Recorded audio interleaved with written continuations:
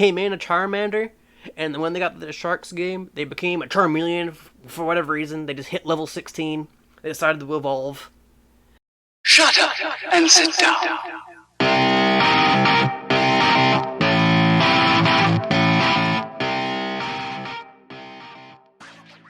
Hello and welcome back to another team preview. The team I will be going over today is Team Furia. Furia is a team based out of Brazil. Furia jumped into Valorant back in January. They joined in teams trying to make this next super team. Other teams that were in the pot were like Vikings, Sharks kind of retooled,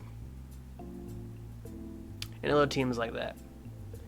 Back when they first jumped into Valorant, they had a 5 consisting of Quick, Khalil, Xand, Nazwer, and Teddy. And from January to about May-ish, around that area, they were very set in 2 to 4 range. They were trying to make the next super team when they assigned this team. So they decided to make some changes, and unfortunately Teddy was dropped. The next player they added was Mazin. And again, this was in early May. From May until now, they were in the same range, 2 to 4-ish in the region. They got jumped by Vikings. Vikings had a very good tournament to qualify for Reykjavik, as you know. And since then, they have been very stagnant. And here we have Furia making their way through LCQ into Champions, where they will match Vikings in almost a poetic way. Both teams trying to get it in at the same time to be the super team, and they both make it, and Game Lenders, who were the super team at the time, don't make it at the early part of 2021. So that's a little poetic, but yeah, let's move on, because no one wants to talk about poems in a video game YouTube video. Next, I'll go over each player's role in the team. Quick is mainly a Sage player in this tournament. He does play Viper on Split, but he primarily plays Sage on all the other maps. Throughout the tournament, his presence in the maps were very hard to feel. Like, he wasn't very frag heavy, and his util wasn't very noticeable. Mostly because Sage's util doesn't show up on the map unless it's the Viper, not the wall, the Viper wall, the Sage wall. But he was very hard to notice throughout the early part of the tournament. In the finals, however, he was very good against Astrals when it was time to qualify, so he was very good in the finals when it mattered, so I guess that's fine. Khalil is a Killjoy player. He plays Killjoy on all of the maps. Khalil is a very good Sentinel, in my opinion. However, the way he plays Killjoy, I would rather him be on Cypher, just because he can be passive and have full knowledge of the map, rather than having the Killjoy utility and it being very... It's not as impactful as Cypher utility, in my opinion. I feel like Killjoy is more of a trap agent, where you set up trap plays with the alarm bot or the turret, and Cypher, you can have designated spots where you know someone's there if they break a tripwire, because they're already that far up committed. But that's just my opinion. They rely on the Killjoy ult quite a bit on a lot of maps. Primarily Ascent and Split, they will use the KJ ult, and it basically dictates a round win or not, or like a forward in momentum per se. They try to string some rounds together. Like, they're very reliant, especially on attack, they are very reliant on the Killjoy ult. Overall, Khalil is a very good player, in my opinion. He does what he's supposed to do. He anchors sites most of the time. He's not very... They don't really move him around too much. He's usually B on Ascent. He's on A and Split. They do move him around quite a bit on Haven, but their Haven not that good, so Yeah. Next, move on to Mazin. Mazin is their control player. He plays Astra, Omen, and Viper. He plays Viper on Icebox, and he plays Omen on Haven, and he plays Astra on the rest of the maps primarily. When he played Omen, it was very uninspiring on Haven, but I'm not sure if they had like a comp switch midway through the tournament, or Haven just didn't happen to be played in the second half of the tournament, because we didn't really see too much Omen after that. And it was primarily on Haven. That was the only map they played Omen, which for whatever reason, a lot of the Brazilians play Omen on Haven. I'm not completely sure why. Astrals ran Omen and Astra on Haven in the early part of the tournament. That was also weird. They threw a lot of fake smokes, but we're not talking about Astrals, we're talking about Furia. His Astra is serviceable. I think it's okay. He does the job. However, he gets caught out quite a bit while pushing. Like, for example, he'll push sewers on Haven a lot of the rounds. And it's part of the Furia strategy, of course, is to push A lobby in a lot of the rounds on Haven. If you can picture that.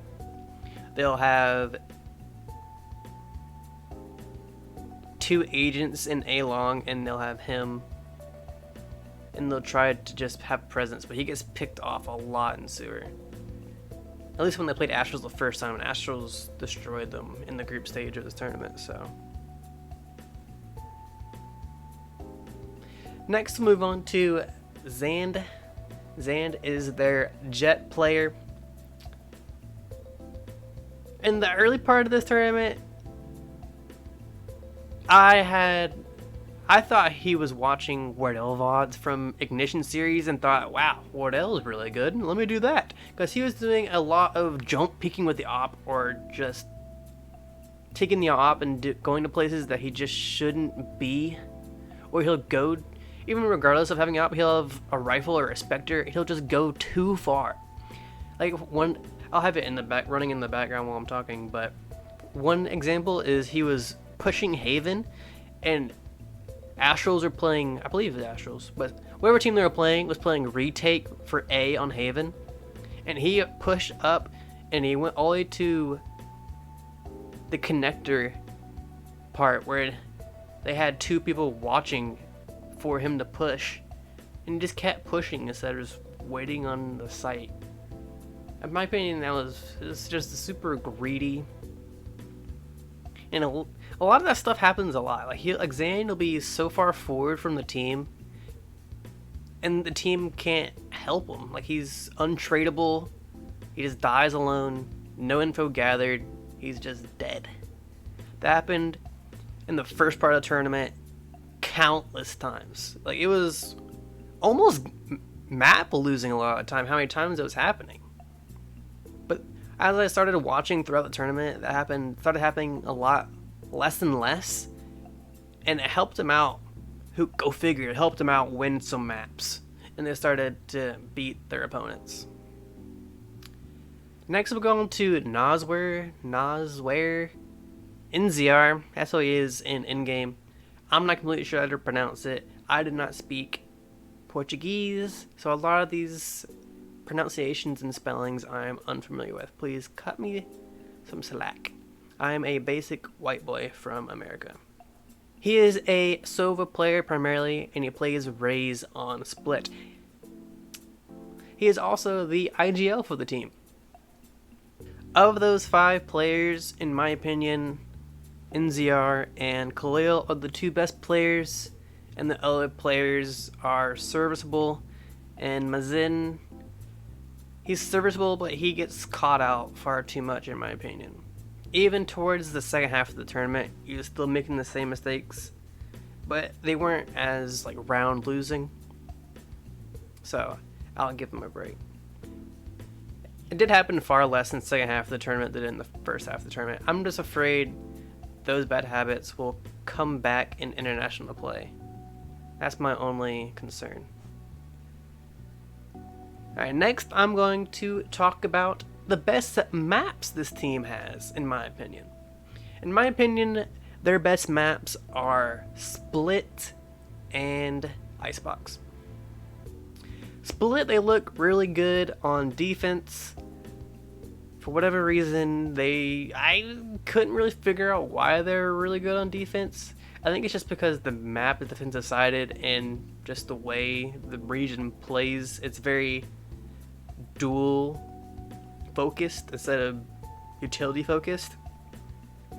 So a lot of the teams just run into side angles and die because they're good aimers. Again, I forgot to mention, yeah, this is a Brazilian team. They're a lot of good aimers.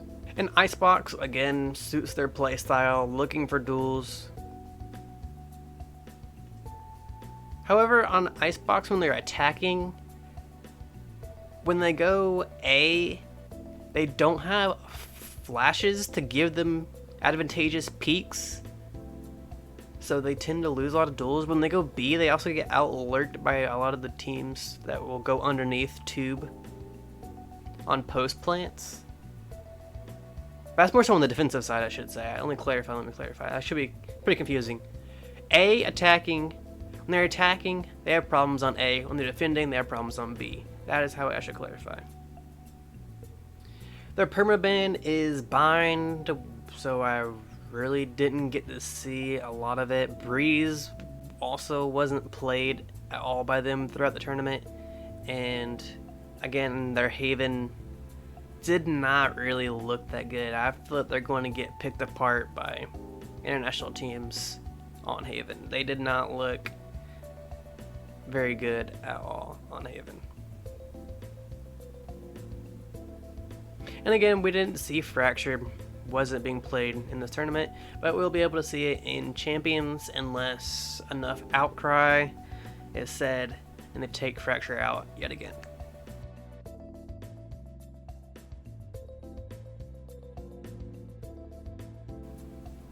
And Furia must have thought they were in a Pokemon game or something, because they decided to just evolve throughout the tournament. They came in a Charmander, and when they got the Sharks game, they became a Charmeleon for whatever reason. They just hit level 16.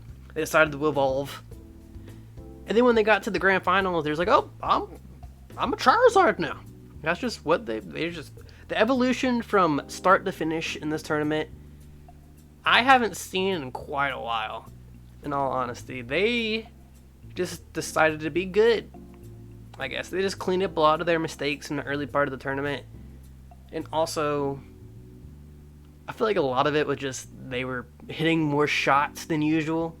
Alright, next we'll move on to the beautiful bar graph. A line graph, I should say. That's just how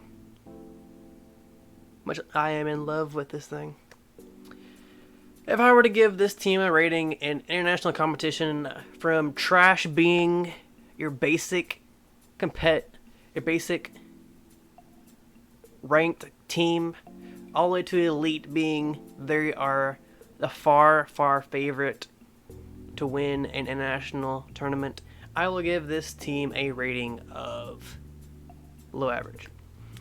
The reason to say, at the start of this tournament, I was going to give them well below average. It took a lot of willpower to power through those early VODs of this team. They looked like they were in shambles. It was very hard to watch. I'm not going to lie, it was very hard to watch. But that being said, if you're going to go back and watch these VODs, start at the Sharks game. Trust me. The Sharks game onward, they looked incredibly better. And you're even saying, if you go back and watch it, you're going to be like, wow, this team makes a lot of mistakes, because they do. That being said, they made far more mistakes in the early maps. Or the early matches, I should say. Like the spacing in a lot of rounds was all messed up. But that's also because it's the Brazilian playstyle. The Brazilian playstyle is very sight poppy. And it doesn't really work too well against Astras and Sages if you didn't know. And a lot of Brazilians will play Sage on universally throughout their maps. It doesn't matter if it fits their playstyle or the map's playstyle or whatever. But for whatever reason, Brazilians play Omen almost universally. It's beyond me. But yeah, I'm gonna give them below average. as a team heading into Champions. Again, this could completely change by the time Champions come around. They could be a completely new looking team. Like, I've been seeing rumors that Vivo Keed is going to pick up MW0 or Crane and drop NTK.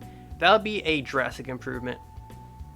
So something like that could happen for Furia. So who knows what they're going to look like in literally a month and a half. If you enjoyed this video, please like, comment, subscribe, and yeah, have yourself a nice day. Pieces.